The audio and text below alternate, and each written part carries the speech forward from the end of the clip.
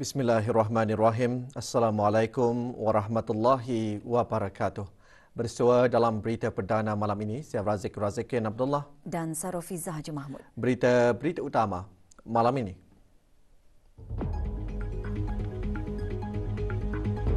Islam menitik beratkan mengenai peri mustahaknya sumber rezeki dari bidang pertanian.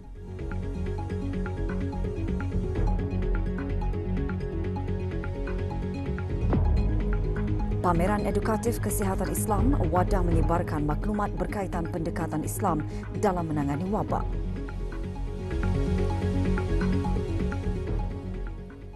Pelbagai masakan disajikan dalam Festival Kulinari dan Kebudayaan Turki yang kini sedang berlangsung di Hotel Radisson, Bandar Seri Begawan. Festival diadakan sehingga 5 November depan.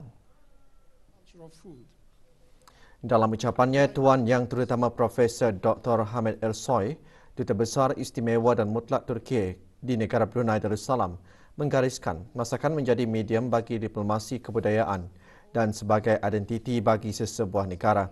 Masakan Turki memangnya kaya dengan sejarah yang tidak hanya menunjukkan budaya Turki tetapi juga budaya Mediterranean. Festival dilancarkan oleh Yang Berhormat Datuk Seri Paduka Awang Haji Ahmad bin Pihin Orang Kaya Laila Setia Bakti Diraja, Datuk Lalu Utama Haji Wang Isa, Peguam Negara. Selain festival, makanan juga dipamerkan karya seni dan fotografi. Diadakan sempena Hari Republik Turki.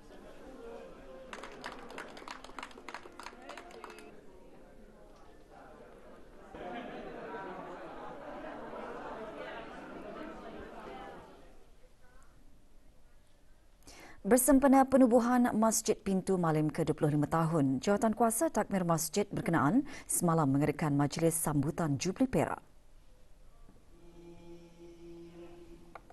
Hadir Pengiran Datuk Seri Paduka Haji Muhammad Tashim bin Pengiran Haji Hassan, Timbalan Menteri Hal Ehwal Ugama.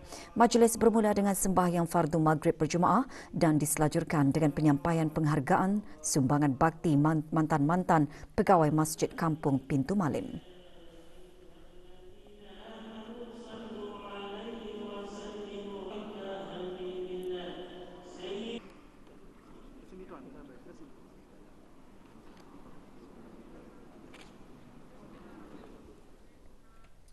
Sejak bermula tahun ini, sejumlah 69 orang telah memeluk Islam di daerah Blyth. Jumlah itu bertambah apabila seorang anggota polis berbangsa Iban melafazkan 2 kalimah syahadah hari ini.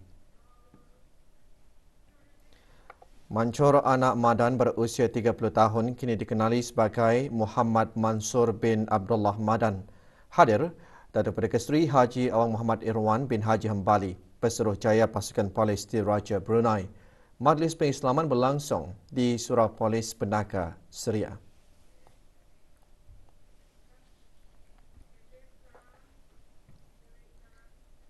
.412 kes COVID-19 dilaporkan sembuh hari ini di negara Brunei Darussalam. Ikuti bahan beritanya selepas ini.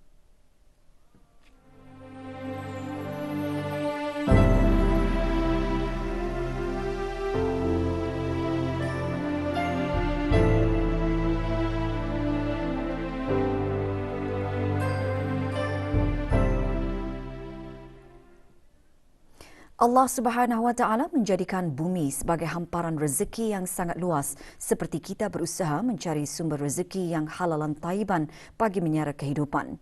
Antara sumber rezeki yang boleh diusahakan itu ialah bidang pertanian yang merupakan salah satu daripada pekerjaan yang amat digalakkan dalam agama Islam.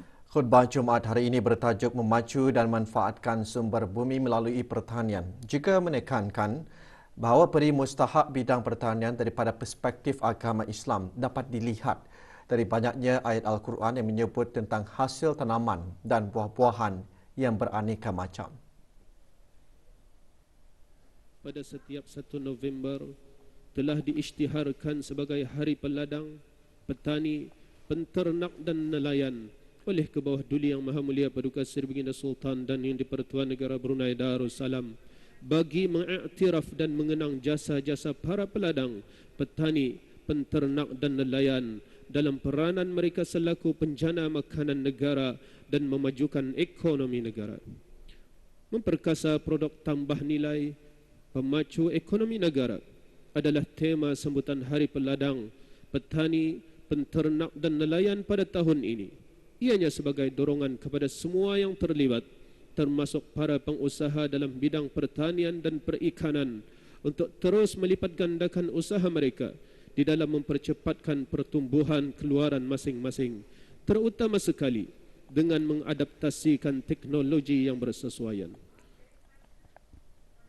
Pameran Edukatif Kesihatan Islam 2022 merupakan wadah usaha Kolej Universiti Perguruan Agama Seri Begawan KUP SB dalam menyebarkan ilmu pengetahuan serta maklumat ke arah pemahaman sudut pandang Islam mengenai kesihatan dan pendekatan dalam menghadapi wabak melalui saranan pendidikan.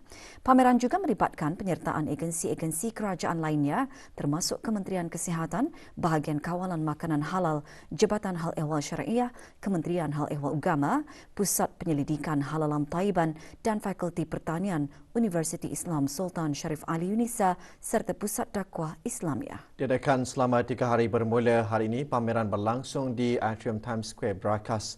Ia dibuka bagi kunjungan orang ramai dari pukul 9 pagi hingga 9 malam.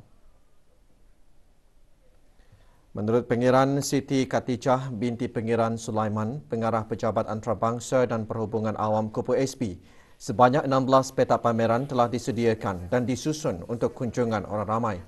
Antara pengisiannya, petak pameran ayat-ayat Al-Quran dan hadis mengenai kesihatan serta kumpulan titah berkaitan vaksin ketuhanan. Selain itu, pelbagai aktiviti lain turut diadakan seperti ceramah, taklimat dan kempen derma darah. Pameran diharap dapat menjadi platform mengumpulkan bahan serta maklumat berkaitan pendekatan Islam dalam menangani penyakit dan wabak untuk menjadi rujukan orang awam.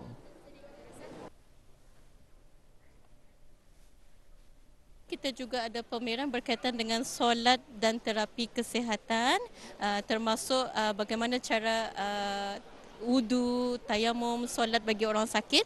Kita juga ada pendidikan kesihatan mental, kita juga ada pendidikan sukan dan kaitannya dengan kesihatan. Kita juga ada kajian-kajian daripada kitab-kitab turas mengenai dengan penjagaan kesihatan, dan juga kita ada mengenai dengan kepentingan makanan halalan thayyiban dan kaitannya dan kesihatan dan banyak lagi. Status harian normal baharu COVID-19. 1 kes berada dalam kategori 5, manakala 3 kes berada dalam kategori 4, iaitu memerlukan bantuan oksigen dan di bawah pemantauan rapi.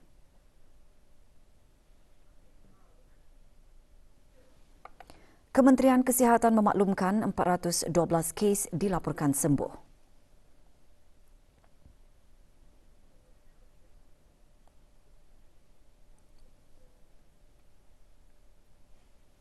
Jumlah keseluruhan pemberian 2 dos vaksin COVID-19 bagi kanak-kanak berumur 5 hingga 11 tahun, 86.2%.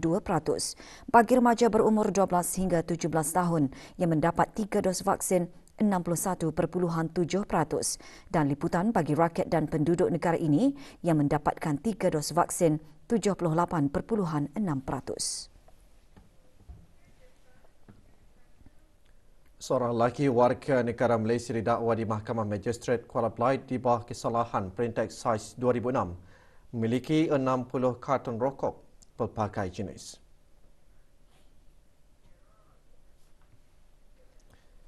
Hisham bin Aladin mengaku bersalah dan gagal membayar denda sebanyak RM46,500.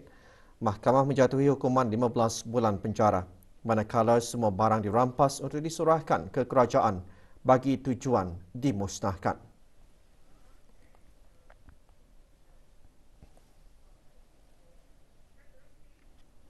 Jabatan Pengangkutan Darat JPD, Kementerian Pengangkutan dan Infokomunikasi mengeluarkan keputusan tawaran tertutup tanda pengenalan kenderaan TPK bagi siri BBC 6001 hingga BBC 9999.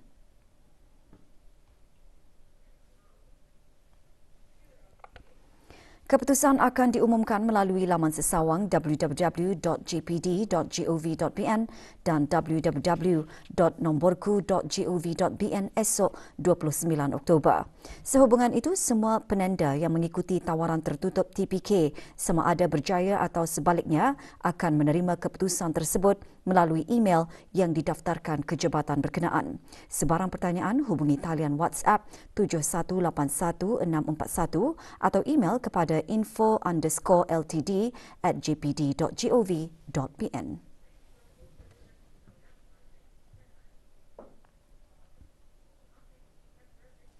15 ahli Persatuan Kereta Tahan Lasak Brunei PKTLB pagi tadi berlepas meninggalkan negara bagi mengikuti acara 30th International Borneo Safari Off-Road Challenge di Sabah, Malaysia. Majlis pelepasan diadakan di kawasan sebuah bengkel di Kampung Bengkurung. Majlis disempurnakan oleh Kolonel Bersara Pengiran Datuk Haji Rosli bin Pengiran Haji Cucu Penaung PKTLB. Cabaran tersebut akan berlangsung selama 8 hari bermula 30 Oktober dengan beberapa program, antaranya perlumbaan kereta secara off-road dan perjalanan tahan lasak sepanjang 7 km di dalam hutan.